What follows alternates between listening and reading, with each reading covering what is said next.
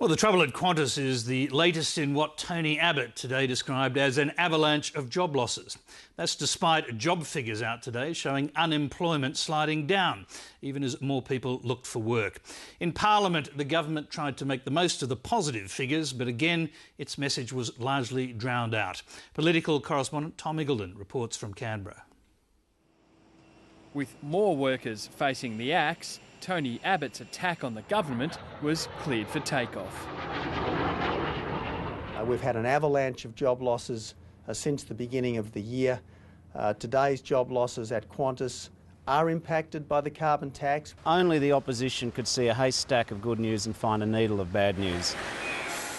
Job figures released today showed unemployment unexpectedly ticked down to 5.1% in January, despite a rise in the participation rate. But the government still found itself on the back foot. Our priority is to make sure that Qantas does well, that the flying public's got safe and reasonable service, and that there's good quality jobs.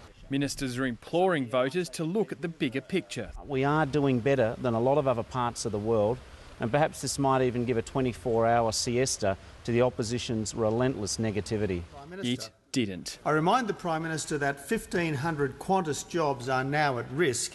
On our side of the Parliament, we are delighted when we hear that people are getting jobs, the Prime as Minister these will return to the statistics substance show. of the question. Of course, we understand this has wrecked the Leader of the Opposition's media strategy for the day. They, on the other side, ravenously feed on the anxiety of job losses from vulnerable Australians.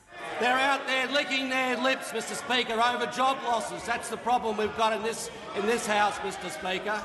And as ever, questions about Julia Gillard's leadership continued to stain the economic good news.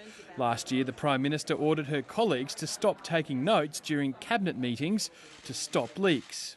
And if some colleagues are uncomfortable at verbatim notes, well, everyone should respect that. But why would you be? To suggest you don't trust each other? I'm not speaking on my own behalf. The opposition leapt on that admission from the Communications Minister.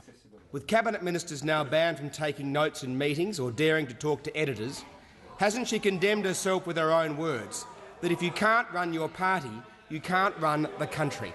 The Prime Minister shot back with a leaked email from Tony Abbott's Chief of Staff, Peter Credlin, demanding coalition media appearances be cleared through her. More difficult is keeping MPs away from major media, especially if they are not good at it, or their performances have the potential to cut across an agreed strategy. Ms Credlin made more news today, heckling the Prime Minister from the advisers box during question time. The government says she told Julia Gillard to bugger off. Is it in order for advisers in the advisers box to interject against the Prime Minister? It is grossly disorderly for anyone from the advisers box to interject.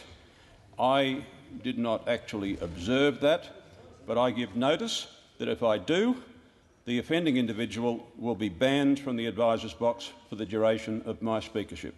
So a fiery end to the first legislative session for the year. Parliament now takes a short break before resuming Monday week. Tom Iggulden, Lateline.